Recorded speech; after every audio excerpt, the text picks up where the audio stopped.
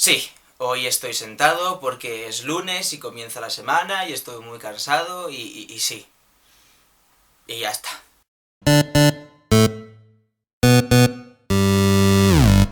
Hey, ¿qué tal, coleccionistas? Bienvenidos a un nuevo lunes literario aquí. Yo soy Sebas y bienvenidos al canal del coleccionista de mundos. El día de hoy quería tocar un tema que nunca hemos hablado aquí y con el que yo estuve reflexionando hace unas semanas. Y es que esto de la literatura es muy complejo. Con la modernidad y los avances tecnológicos han surgido muchísimos nuevos tipos de formatos de lectura, es decir, de maneras de consumir literatura. Y no me refiero al libro electrónico, porque para mí el libro electrónico ha cambiado la forma, pero no el formato. Es decir, el libro electrónico fue algo así como el paso del papiro enrollado al libro con su lomo y sus páginas, pero no deja de ser la misma forma de literatura. No, yo quiero hablaros de formatos de literatura. Entre otras cosas porque me doy cuenta de que a lo largo de toda la historia de este canal solo os he hablado de libros, ¿no? De novelas, y pues no es el único formato literario que yo consumo. Así que hoy quiero, aparte de haceros una serie de recomendaciones, hablar de los formatos de lectura. ¡Vamos allá!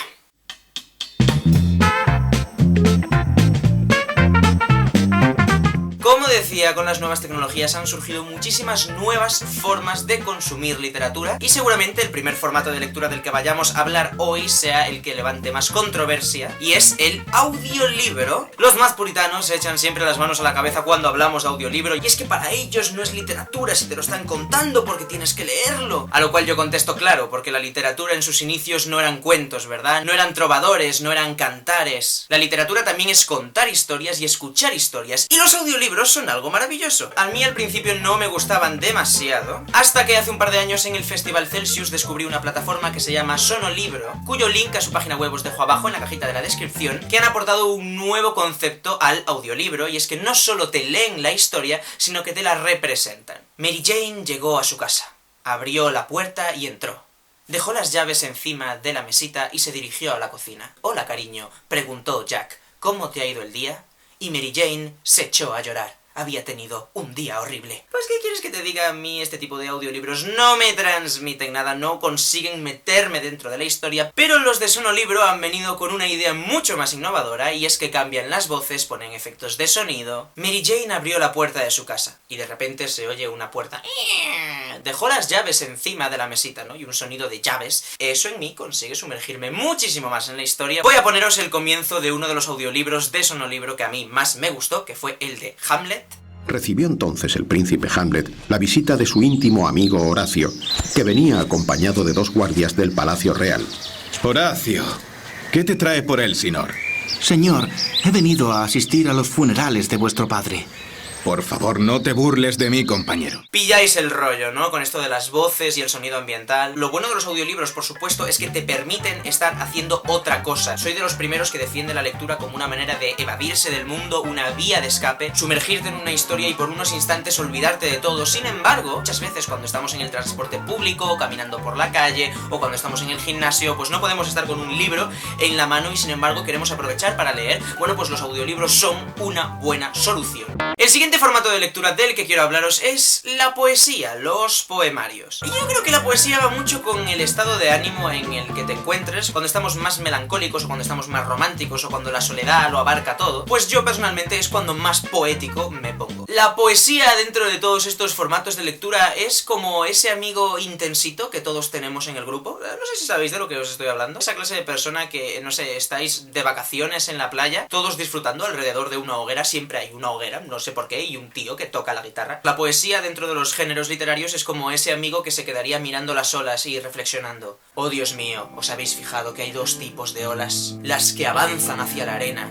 y las que se comen a otras olas. Las engullen en las profundidades de ese mar indomable, imprevisible, como una mujer que te rodea y no te suelta. Y tú, sí, vale, pero pásame las cervezas que las tienes al lado. Bueno, pues la poesía, al igual que ese amigo intensito, pues hay que pillarle el truco, ¿no? Tienes que estar de buenas, ser de mente abierta y venga, lanzarte con la poesía, pero cuando lo haces, te puede llegar a a apasionar. Mis favoritos personalmente son los de El Nuevo Romanticismo. Ahí tenemos a Becker, el extraordinario Gustavo Adolfo Becker, o a su coetáneo Espronceda. Y después, por supuesto, yéndonos a una época más contemporánea, hoy en día yo soy muy seguidor de esta poesía urbana, que la verdad es que se está poniendo bastante de moda, y quiero recomendaros a Marwan, un autor extraordinario. Y de la poesía pasamos al teatro. Personalmente yo no disfruto demasiado de leer teatro. Para mí el teatro es un arte que está hecho para verse representado, y hoy quiero recomendaros una serie de obras teatrales que a mí me encantan. La primera versión teatral que os quiero recomendar, por supuesto, es 5 horas con Mario, de Miguel Delibes, porque es maravillosa, es una obra muy cortita que disfrutaréis un montón. Yo con Miguel Delibes tengo una relación de amor-odio, porque yo pues escribo muchísimo, ¿no? Y yo solía escribir mucho en el instituto y tenía pretensiones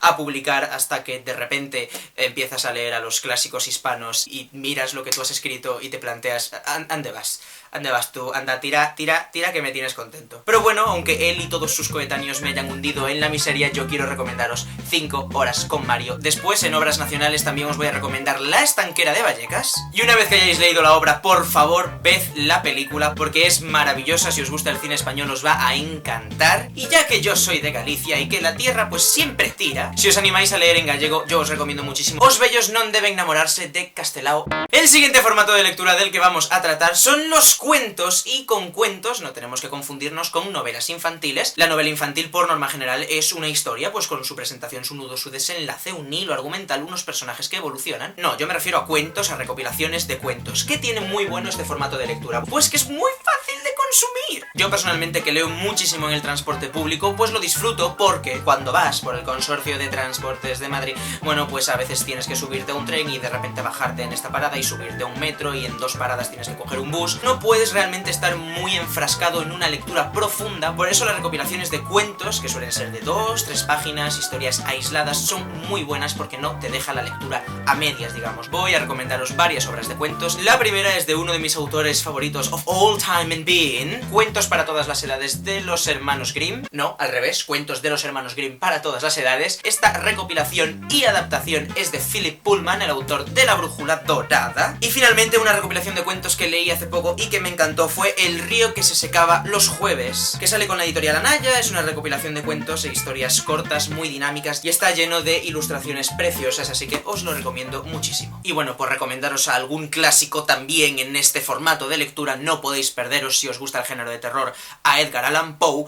Y por volver al plano nacional, tenemos al grande, al extraordinario Don Juan Manuel y las aventuras del conde Lucanor. Y finalmente, el último formato de lectura del que vamos a hablar hoy es el cómic, o el tebeo, o la novela gráfica. Y ahora vendrán los más elitistas a decirme que ¡oh, Sebastián, no es lo mismo un cómic que un tebeo, que una novela gráfica! Y yo les diré, vale, pero considero que las diferencias que hay entre estos son tan mínimas que no considero que conformen formatos de lectura distintos, sino que forman parte de un mismo formato de lectura, pues con sus similitudes y sus diferencias. Cómic, digamos que es el concepto estadounidense. Ahí tenemos a Marvel o DC. Yo personalmente soy más de Marvel. Y el tebeo pues es nuestro concepto, nuestro, que nos toca la patata. El tebeo surge, si no me equivoco, de una revista que había en España que se llamaba TVO, y que publicaba regularmente pues tiras cómicas de 1 o 2 páginas. Bueno, tiras cómicas no, porque claro, eran tebeos, así que serían tiras tebeicas, ¿no? Porque claro, no es cómic, es tebeo,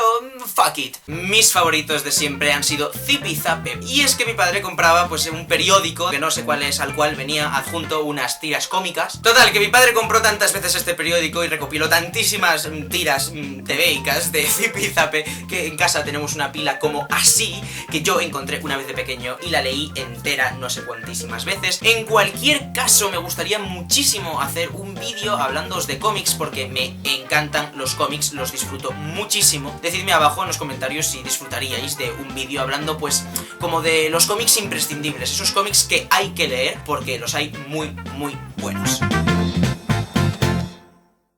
Y bueno, eso ha sido todo por el vídeo de hoy, hablando de los formatos de lectura. Decidme, ¿hay algún formato que me haya dejado en el tintero que creéis que es importante del que hable? ¿De cuál de todos los formatos de lectura de los que hemos hablado hoy disfrutáis más vosotros? ¿Tenéis pensado darle una oportunidad a alguna de las obras que os he recomendado hoy? Me encantaría saberlo, decídmelo abajo en los comentarios. Por lo demás, esto ha sido todo por el vídeo literario de este lunes. Yo soy Sebas, nos vemos aquí el próximo lunes, por supuesto. Y cada sábado recordad que también hay reseña. Hasta entonces, larga vida a los libros y larga vida a los formatos de lectura, sean cuales sean.